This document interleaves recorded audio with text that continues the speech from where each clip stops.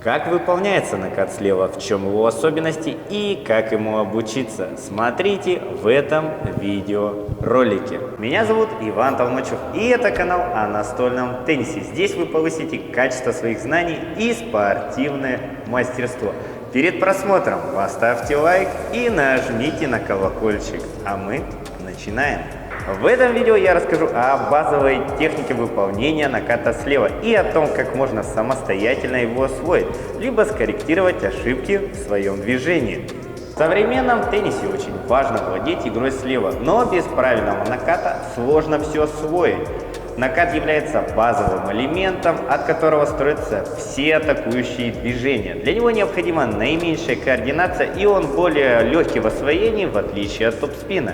При игре слева необходимо научиться играть точно перед собой, выходить ногами и, конечно, держать ровно локоть и кисть. Существует много вариантов техники наката слева, и каждый имеет место быть. В этом видео я продемонстрирую движения, которые сам лично ставлю своим ученикам. Объясню, почему именно так. Покажу последовательность в обучении и, конечно же, ваши любимые подводящие упражнения. Сейчас мы рассмотрим технику удара. Для начала разберемся с исходным положением. Ноги согнуты, стоят параллельно чуть шире плеч. Носки и плечи развернуты в направлении удара. Визуально выглядит, что левая нога впереди, колени направлены внутрь. Корпус наклонен вперед, спина прямая, вес тела на передней части стопы.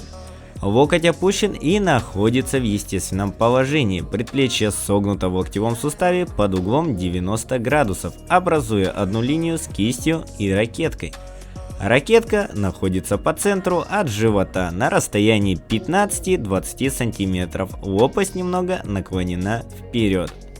Сейчас мы рассмотрим технику удара. Замах. Перед ударом сгибаем ноги с упором больше на левую ногу. Таз и корпус немного разворачиваем, чтобы во время удара вложить больше мощности. Это нам пригодится в освоении топ-спина слева. Рука остается неподвижна.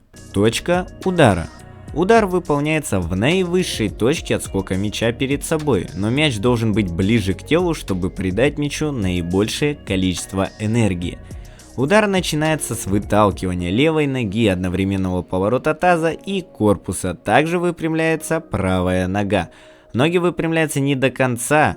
Задача передать импульс и не потерять игровую стойку. Выпрямляем не просто вверх, а вверх вперед, как бы вталкивая бедра в стол. В этот момент плечо находится в неподвижном положении и поворачивается вокруг на месте с одновременным разгибанием предплечья вперед, которое немного втягивает плечо за собой вперед, описывая окружность, как при накате справа. Контакт происходит в момент разгибания предплечья и поворота корпуса центром ракетки в центр мяча. Окончание контакта происходит кистью, слегка обкатывая мяч. Окончание удара. В конце удара вес тела на момент переходит в правую ногу, затем моментально распределяется на обе ноги для подготовки к следующему удару. Предплечье чуть согнуто на одной линии с кистью и носиком ракетки смотрит в направлении удара.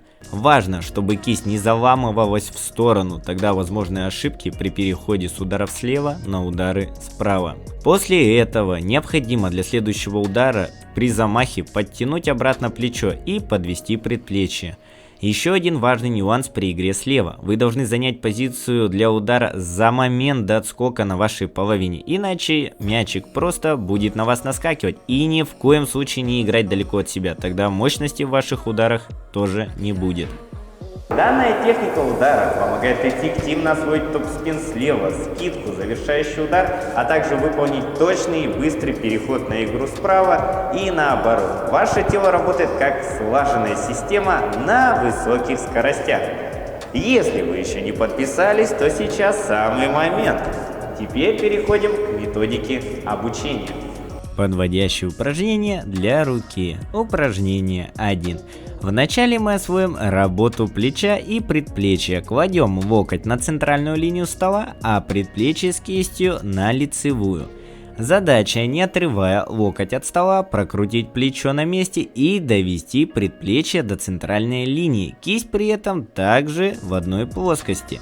И снова вернуть обратно. Представьте, что ваше плечо это косяк двери, а предплечье сама дверь, которую вы открываете. Упражнение 2. Это упражнение со жгутом. Задача этого упражнения прочувствовать крупные мышцы предплечья, которые отвечают за сгибание и разгибание.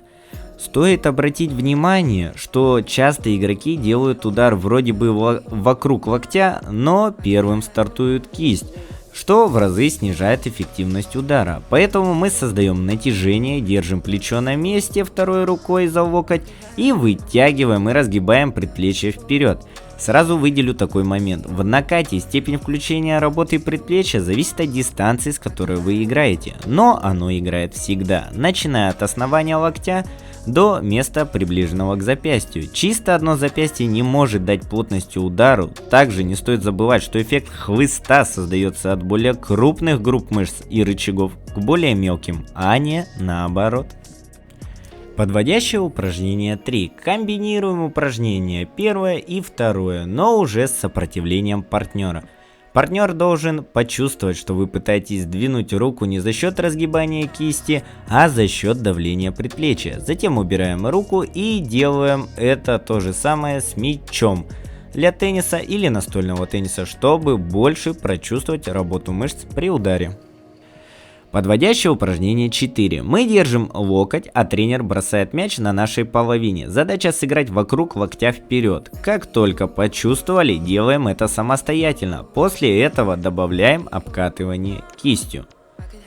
Упражнение 5. Как только мы с вами стали стабильно попадать с отскоком от стола, начинаем закреплять на БКМ. Тренер подает простую плоскую подачу налево. Наша задача правильно попасть по мячу и четко довести руку и кисть. Следим, чтобы положение руки и носика ракетки были в одном направлении по диагонали. Упражнение 6. Теперь тренер бросает БКМ с отскока. В этом упражнении необходимо добиться четкого возврата на замах и правильного окончания. Повторяем до тех пор, пока движение не станет контролируемым. Упражнение 7. Закрепляем на стабильность. После того, как прошли все шаги, начинаем держать на количество. Начинаем с 2 повторений и постепенно увеличиваем количество. Важно переходить к большему количеству повторений после того, как начали делать правильно заданное число. На первых шагах необходимо добиться около 20 попаданий подряд. Подводящие упражнения для ног. Упражнение 1. Для наката слева необходимо освоить пружину в ногах. Для этого мы встаем, ноги параллельно и начинаем пружинистые покачивания. Вначале одинаково на обе ноги, затем вес тела на правой, затем на левой и чередуем с ноги на ногу и через середину. Упражнение 2. Во втором упражнении мы соединяем замах с работой ног. Теперь задача, когда мы сгибаем ноги, поставить руку на замах. Когда мы выпрямляем, разгибать ее, как при ударе. Важно добиться, чтобы ноги сгибались одновременно с замахом и разгибались точно так же.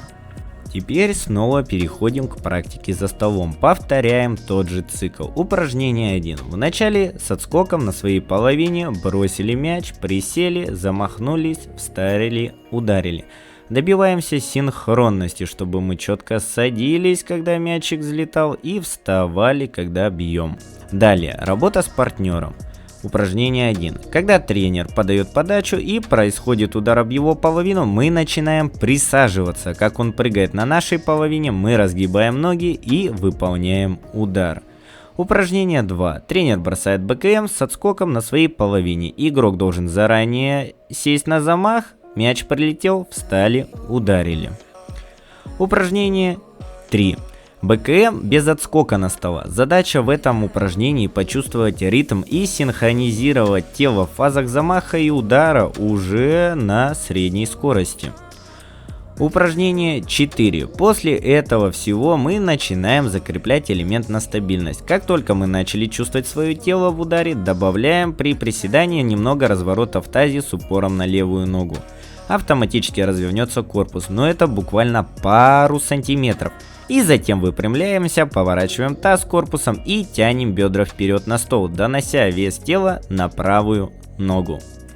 Поздравляю! Вы прошли краткий курс по владению техники наката слева. В следующих роликах я расскажу о так называемом правиле коридора, который необходимо соблюдать при игре слева, чтобы всегда быть в позиции и попадать на стол. С вами был Иван Толмачев и мой ассистент Павел Малахов. Благодарностью будет оставленный комментарий и подписочка. Спасибо за просмотр. До встречи!